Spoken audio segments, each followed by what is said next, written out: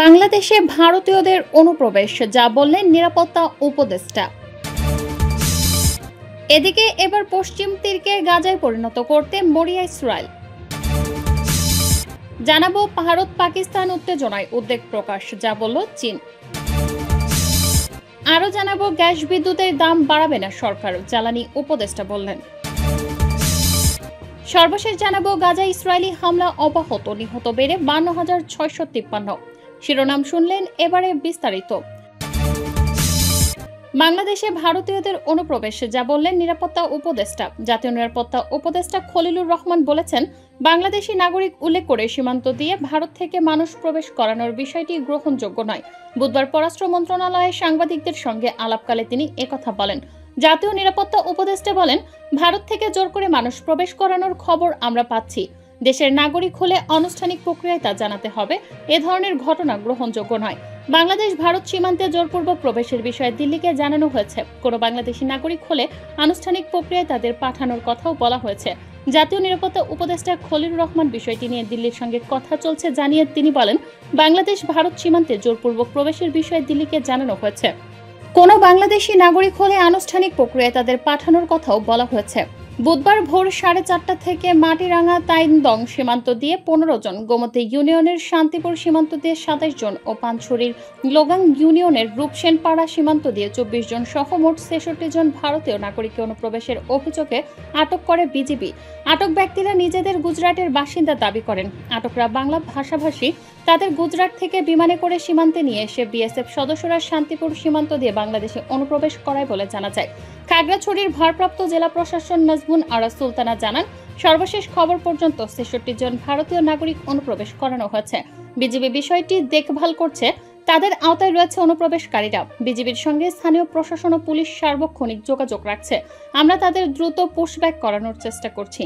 সম্প্রতি মেহেরপুরের মুজিবনগর দিয়ে 10 জনকে বাংলাদেশে জোর করে পাঠিয়ে দেয় বিএসএফ। আটকরা বিজিবিকে জানান, বিএসএফ সদস্যরা কাঁটাতারের বেড়া খুলে বাংলাদেশের মধ্যে তাদের ঠেলে দিয়েছে। এবার পশ্চিম তীরকে গাজায় পরিণত করতে মরিয়া ইসরায়েল।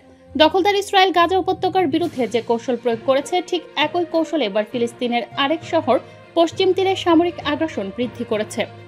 সম্প্রতি ব্রিটিশ পত্রিকা ফিনান্সিয়াল টাইমসের এক প্রতিবেদনে এমনই তথ্য তুলে ধরা হয়েছে। মঙ্গলবার প্রকাশিত পত্রিকাটির প্রতিবেদনে বলা হয়েছে, পশ্চিম তীরে আক্রমণের প্রকৃতি ও মাত্রা বাড়ানো হচ্ছে। সেখানে ড্রোন হামলা করা হচ্ছে, ট্যাঙ্ক মোতায়েন করা হয়েছে এবং সেনাবাহিনীর আক্রমণও বেড়েছে। ইরানি বার্তা সংস্থা তাসনিম জানিয়েছে, ফিলিস্তিনিদের বিরুদ্ধে দখলদার ইসরায়েলি সামরিক বাহিনীর পাশাপাশি ইহুদি বসতি স্থাপনকারীদের সহিংসতা এবং আক্রমণ ছড়িয়ে পড়ার কারণে পশ্চিম তীর এখন গাজায় পরিণত হওয়ার ঝুঁকিতে রয়েছে। ফাইন্যান্সিয়াল টাইমস বলছে, গত 18 মাস ধরে ইসরায়েলি সেনাবাহিনী পশ্চিম তীরের বিরুদ্ধে এমন সব কৌশল অস্ত্র ব্যবহার করে আসছে, যা গাজা উপত্যকার বিরুদ্ধে বারবার ব্যবহৃত হয়েছে। তবে বছরের পর বছর ধরে পশ্চিম তীরে কখনো সেই কৌশল ও অস্ত্র ব্যবহার করা হয়নি। এই পরিস্থিতির কারণে বিভিন্ন ত্রাণ সংস্থা সতর্ক করে বলেছে, পশ্চিম তীর আরেকটি গাজায় পরিণত হওয়ার দ্বারপ্রান্তে। জাতিসংঘের মানবিকতা বিষয়ক সমন্বয় অফিসের তথ্য অনুযায়ী 2023 সালের 7 অক্টোবর থেকে ইসরায়েলি বাহিনী পশ্চিম তীরে 900 জনেরও বেশি ফিলিস্তিনিকে হত্যা করেছে। পশ্চিম তীরে ইসরায়েলি বাহিনীর অভিযানের ফলে ফিলিস্তিনি শহীদদের সংখ্যা রেকর্ড ছাড়িয়ে যাওয়ার পাশাপাশি রাস্তাঘাট ও ঘরবাড়ি ব্যাপক মাত্রায় ধ্বংস হয়েছে। হাজার হাজার মানুষ বাস্তুচ্যুত হয়েছে এবং চলাচলের ওপর ব্যাপক বিধিনিষেধ আরোপ করা হয়েছে, যা 33 লাখেরও বেশি ফিলিস্তিনির জীবনকে দুর্বিষহ করে তুলেছে। এ নিয়ে ফিলিস্তিনি বিষয়ক বিশ্লেষক ইব্রাহিম দেলালসে বলেছেন, ইসরায়েলি মন্ত্রিসভার নীতি এই ধ্বংসযজ্ঞের পক্ষে। ইসরায়েলি নেতারা পশ্চিম তীরে আরও আগ্রাসন চালানোর ওপর জোর দিচ্ছেন। এদিকে পশ্চিম তীরে ফিলিস্তিনিদের বিরুদ্ধে আগ্রাসন বৃদ্ধির নিন্দা জানিয়েছে মানবাধিকার সংস্থাগুলো। জাতিসংঘের মানবাধিকার দপ্তর স্পষ্টভাবে বলেছে, যুদ্ধাঞ্চল না হওয়া সত্ত্বেও পশ্চিম তীরে ইসরায়েলি বাহিনীর কর্মকাণ্ড আন্তর্জাতিক আইনের বিরোধী। এদিকে অবরুদ্ধ গাজা উপত্যকায় দখলদার ইসরায়েলের অব্যাহত হামলায় গত 24 ঘন্টায় আরও 38 জন নিহত হয়েছেন এবং আহত হয়েছেন অন্তত 145 জন। এ নিয়ে 2023 সালের অক্টোবর থেকে এ পর্যন্ত কমপক্ষে 52,653 ফিলিস্তিনি নিহত হয়েছেন বলে বুধবার জানিয়েছে গাজার স্বাস্থ্য মন্ত্রণালয়। মন্ত্রণালয়ের বিবৃতিতে আরও বলা হয়, এছাড়া মোট আহতের সংখ্যা দাঁড়িয়েছে 1,18,817 জনে। বিবৃতিতে আরও জানানো হয়, এছাড়া অসংখ্য লাশ এখনও ধ্বংসস্তূপের নিচে বা রাস্তায় পড়ে আছে, কিন্তু উদ্ধারকর্মীরা সেগুলোতে পৌঁছতে পারছেন না। নিখোঁজ থাকা এসব ফিলিস্তিনিদের মৃত হিসেব করে গাজার তথ্য অফিস জানিয়েছে, গত 19 মাসের ইসরায়েলি হামলায় গাজায় মোট 62,000-এর বেশি ফিলিস্তিনি নিহত হয়েছেন, যাদের বেশিরভাগই নারী ও শিশু। ভারত পাকিস্তান উত্তেজনায় উদ্বেগ প্রকাশ, যা বলল চীন। আজাদ কাশ্মীর ও পাকিস্তানের ভূখণ্ডে ভারতের সাম্প্রতিক সামরিক হামলার পর দক্ষিণ এশিয়ায় উত্তেজনা বেড়ে যাওয়ায় অভিযোগ গভীর উদ্বেগ প্রকাশ করেছে চীন। সেই সঙ্গে প্রতিবেশী সুপার পাওয়ার দেশটি ভারত পাকিস্তান উভয় পক্ষকে শান্তি ও সংযম বজায় রাখার আহ্বান জানিয়েছে। বুধবার সকালে চীনের পররাষ্ট্র মন্ত্রণালয়ে এক বিবৃতিতে এসব কথা জানায়। বিবৃতিতে বলা হয়, ভারত ও পাকিস্তান এমন প্রতিবেশী যারা একে অপরের পাশে অবস্থিত এবং উভয় চীনের প্রতিবেশী, আর চীন সব ধরনের সন্ত্রাসবাদের বিরোধিতা করে।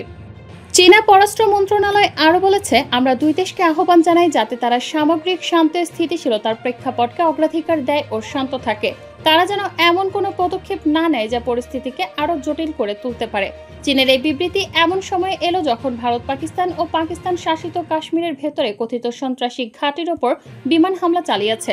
ভারতের দাবি, অপারেশন সিঁদুর নামের এই সামরিক হামলায় পাকিস্তানি ভূখণ্ডের 9টি লক্ষ্যবস্তুতে নির্ভুল হামলা চালানো হয়েছে। হামলার শিকার স্থাপনাগুলো ভারতের বিরুদ্ধে হামলা পরিচালনার জন্য ব্যবহৃত হতো বলেও দাবি করেছে ভারত। ভারতীয় সেনাবাহিনী মঙ্গলবার রাতে মাত্র 25 মিনিটে অন্তত 24টি ক্ষেপণাস্ত্র ছুড়েছে পাকিস্তানে। এতে পাকিস্তানে কমপক্ষে 70 জন নিহত হয়েছেন বলে দাবি করেছে ভারত। যদিও পাকিস্তানের দাবি, ভারতের হামলায় 26 জন নিহত ও 46 জন আহত হয়েছেন। অন্যদিকে কাশ্মীর সীমান্তের নিয়ন্ত্রণ রেখা বরাবর ভারত ও পাকিস্তানের সেনাদের মধ্যে ব্যাপক গোলাগুলির ঘটনা ঘটেছে। এতে ভারত শাসিত কাশ্মীরে অন্তত 10 জন নিহত ও 30 জনেরও বেশি আহত হয়েছেন। এর আগে পাকিস্তান দাবি করেছে তারা ভারতীয় অন্তত 5টি যুদ্ধ বিমান ভূপাতিত করেছে। তবে ভারতীয় কর্মকর্তারা জম্মু কাশ্মীরে এখন পর্যন্ত 3টি ভারতীয় বিমান বিধ্বংস হয়েছে বলে স্বীকার করেছেন। হামলা পাল্টা হামলা নিয়ে উভয় দেশের মাঝে তীব্র উত্তেজনা বিরাজ করছে। এমন পরিস্থিতিতে বুধবার পাকিস্তানের জাতীয় নিরাপত্তা কমিটির জরুরি বৈঠকে ভারতের হামলার জবাবে পাকিস্তানের সেনাবাহিনীকে যথাযথ ব্যবস্থা নেওয়ার অনুমতি দেওয়া হয়েছে।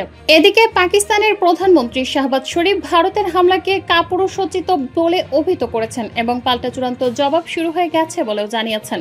এই উত্তেজনার সূত্রপাত হয় মূলত এপ্রিল মাসে ভারত শাসিত কাশ্মীরে পর্যটকদের ওপর মারাত্মক জঙ্গি হামলায় 26 জন নিহত হওয়ার পর। ভারত এ ঘটনার জন্য পাকিস্তানকে দায়ী করলেও পাকিস্তান তা ভিত্তিহীন বলে অস্বীকার করছে। গ্যাস বিদ্যুতের দাম বাড়াবে না সরকার, বললেন জ্বালানি উপদেষ্টা। বিদ্যুৎ ও জ্বালানি ও খনিজ সম্পদ উপদেষ্টা ফজল কবির খান জানিয়েছেন, এই মুহূর্তে গ্যাস ও বিদ্যুতের দাম বাড়ানোর চিন্তা সরকারের নেই। বুধবার শিল্প কারখানায় গ্যাস সরবরাহ নিয়ে ব্যবসায়ীদের সঙ্গে বৈঠক শেষে এ তথ্য জানান উপদেষ্টা। এ সময় গ্যাসের জন্য ভোলায় 5টি কূপ খননের টেন্ডার দেওয়া হয়েছে বলে জানান তিনি। উপদেষ্টা বলেন, গ্যাস ও বিদ্যুতের সংকট রয়েছে, তবে এ মুহূর্তে দাম বাড়ানোর কোনো চিন্তা নেই। জনস্বার্থেই সিদ্ধান্ত নিয়েছে সরকার। রমজান উপলক্ষে যে 1200 মেগাওয়াট বিদ্যুৎ দেওয়া হয়েছিল সেখান থেকে 150 মেগাওয়াট দেওয়া হবে শিল্প কারখানায়। জ্বালানি উপদেষ্টা ফজল কবির খান দেশীয় গ্যাসের উৎপাদন বাড়াতে এলএনজি আমদানির সিদ্ধান্ত নেওয়া হয়েছে জানিয়ে তিনি বলেন, রমজান উপলক্ষে যে 1200 মেগাওয়াট বিদ্যুৎ দেওয়া হয়েছিল সেখান থেকে 150 মেগাওয়াট দেওয়া হবে শিল্প কারখানায়।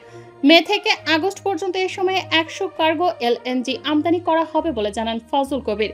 জ্বালানি উপদেষ্টা বলেন, এর ফলে সেখানে যত মেগাওয়াট বিদ্যুৎ উৎপাদন হবে তা শিল্প কারখানায় দেওয়া হবে। এই দুই সিদ্ধান্তের ফলে 250 MMCF গ্যাস বাড়বে শিল্প কারখানায়। তিনি বলেন, গ্যাসের জন্য এবছর 50টি কূপ খনন করা হবে এবং আগামী বছর 100টি কূপ খনন করা হবে।